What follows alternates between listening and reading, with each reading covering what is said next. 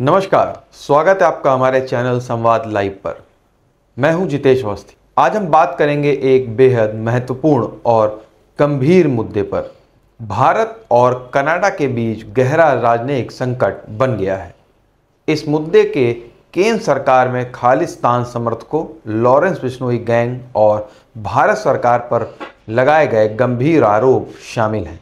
Canada के प्रधानमंत्री Justin Trudeau की सरकार ने भारत पर यह आरोप लगाया कि वह भारत सरकार कनाडा की धरती पर संगठित आपराधिक गतिविधियों में सीधे तौर पर शामिल है।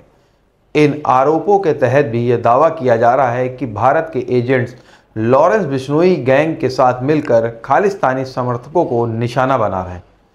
तो चलिए इस पूरे विवाद को विस्तार से समझते हैं। सबसे पहले बात करते हैं ये राजनीतिक विवाद कैसे शुरू हुआ। दरअसल यह मामला तब से गंभीर हो गया है जब कनाडा में खालिस्तान समर्थक नेता हरदीप सिंह निज्जर की हत्या हुई।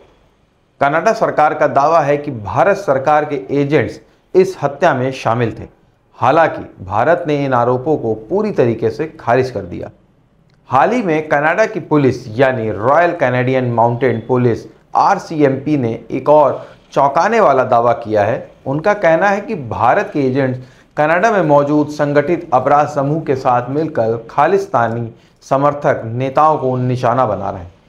इस संदर्भ में उन्होंने खास तौर पर लॉरेंस बिश्नोई गैंग का नाम लिया। अब आप सोच रहे होंगे कि आखिर यह लॉरेंस बिश्नोई गैंग कौन है और इसका इस विवाद से संबंध क्या है। तो चलिए इसे भी स्पष्ट कर देते हैं। लॉरेंस बिश्नोई एक गैंगस्टर है जो भारत में कई संगठित अपराध गतिविधियों में शामिल रहा है। उसका गैंग हत्या, फिरौती और अन्य अपराधों के कई मामले दर्ज हैं। भारत में हाल ही में NCP नेता बाबा सिद्दीकी की हत्या के मामले में भी इस गैंग का नाम सामने आया था। कनाडा पुलिस का कहना है कि भारत के एजेंट्स इस गैंग का इस्तेमाल कर रहे हैं, खासकर उन खालिस्तानी समर्थक नेताओं को निशाना बनाने के लिए जो कनाडा में बसे हुए हैं।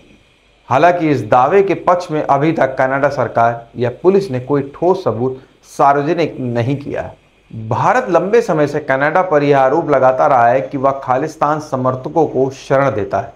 खालिस्तान समर्थक संगठन और व्यक्ति जो भारत में वांछित हैं, उन्हें कनाडा में एक सुरक्षित पनाहगाह मिल रही है। भारत सरकार का कहना है कि यह संगठन भारत के खिलाफ आतंकवादी गतिविधियों में शामिल है और कनाडा की सरकार इस मुद्दे पर गंभीरता से कार्रवाई नहीं कर रही है।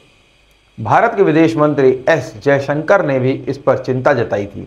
कनाडा की आव्रजन नीतियों के कारण संगठित अपराध और आतंकवाद को बढ़ावा मिल रहा है। भारत की इस चिंता के बावजूद कनाडा सरकार ने इस मुद्दे पर अभी तक कोई ठोस कार्रवाई नहीं की है, जिसमें दोनों देशों के बीच तनाव बढ़ता जा रहा है। इस पूरे विवाद के बाद कनाडा की राजनीति भी काफ़ी सक्रिय हो गई है। न्यू डेमोक्रेटिक पार्टी NDP के नेता जगमीत सिंह ने भारत पर कड़े राजनीतिक प्रतिबंध लगाने की मांग की है। जगमीत सिंह, जो खुद भी एक सिख हैं और खालिस्तान समर्थक माने जाते हैं, उन्होंने कनाडा की सरकार से भारत के खिलाफ सख्त कदम उठाने की अपील की थी। उनका दावा है कि कनाडा के सिख समुदाय के लोग इस समय डरे हुए हैं और उन्हें भारत सरकार के एजेंट से खतरा महसूस हो रहा है। इसके साथ ही उन्होंने राष्ट्रीय स्वयंसेवक संघ RSS के नेटवर्क पर भी प्रतिबंध लगाने की मांग की, जो भारतीय राजनीति में एक प्रमुख संगठन है। इस राजनीतिक विवाद का असर भारत और कनाडा के आपसी संबंधों पर स्पष्ट रूप से देखा जा रहा है। दोनों देशों ने एक दूसरे के राजनयिक को निष्कासित करना शुरू कर दिया है, जिससे यह संकट और गहरा होता जा रहा है। भारत का कहना है कि कनाडा, जो एक संप्रभु देश है, उसे अपने आंतरिक मामलों में हस्तक्षेप नहीं करना चाहिए और खालिस्तान समर्थक गतिविधियों पर लगाम लगानी चाहिए। वहीं कनाडा का यह दावा है कि उसकी धरती पर हो रही हत्याओं और हिंसक घटनाओं में भारत की संलिप्तता है। यह मामला अंतर्राष्ट्रीय स्तर पर भी चर्चा का विषय बन गया है और दोनों देशों के रिश्ते पिछले कुछ महीनों में काफ़ी बिगड़ चुके हैं। तो यह था भारत और कनाडा के बीच चल रहे राजनीतिक विवाद का पूरा विश्लेषण। यह मामला अभी और जटिल होता जा रहा है और आने वाले दिनों में देखना दिलचस्प होगा कि दोनों देश किस दिशा में आगे बढ़ते हैं। इस विषय पर आपकी क्या राय है? क्या कनाडा के आरोप सही हैं या केवल एक राजनीतिक चाल? हमें नीचे कमेंट्स में ज़रूर बताएं और इस वीडियो को लाइक और शेयर करना ना भूलें। अगर आपने हमारे चैनल को सब्सक्राइब नहीं किया हो तो आज ही करें। मिलेंगे नए वीडियो के साथ। नमस्कार।